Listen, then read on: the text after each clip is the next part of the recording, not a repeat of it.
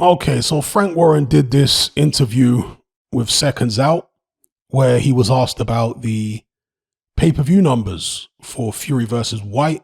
He didn't divulge the numbers. He said that it's done very well and he's very happy with the numbers. What he did do is completely dismissed this claim that it's done 2 million pay-per-view buys. He says that's certainly not true, but he says it has done very well. And interestingly, he said it's beaten AJ Klitschko in terms of revenue generated. Now, is he just talking about the gate because we know it was a bigger gate than AJ Klitschko? Or is he actually talking about it beat it in terms of pay-per-view revenue? One thing you have to bear in mind is that the AJ Klitschko fight was $19.95, or 20 pounds, there or thereabouts. The Fury Whyte fight was 25 pounds.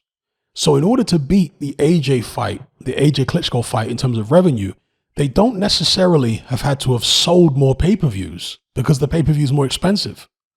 So potentially they could have actually sold less pay-per-views but made a bit more money because of the fact that it was more expensive, 5 pounds on top. So I don't know, but Frank Warren seems to be happy with the numbers that it did.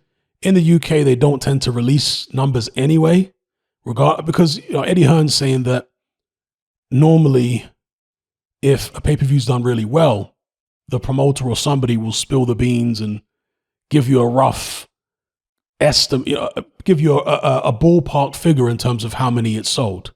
Eddie Hearn used to do that. But of course, he didn't do that with the Usyk fight, did he? We never heard from Eddie Hearn, not as far as I can remember.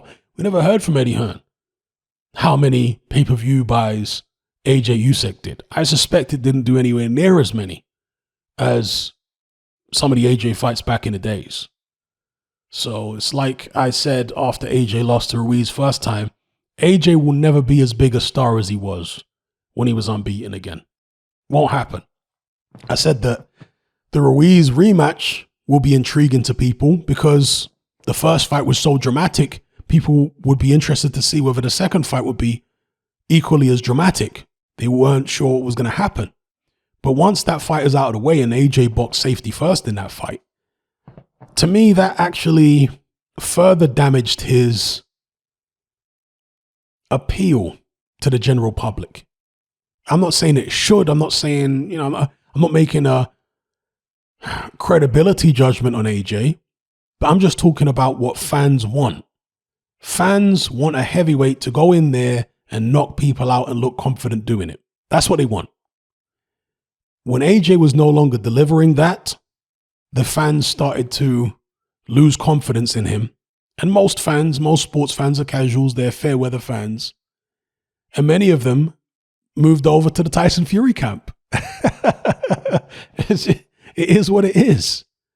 So I think it's clear now that AJ is not the star that he used to be.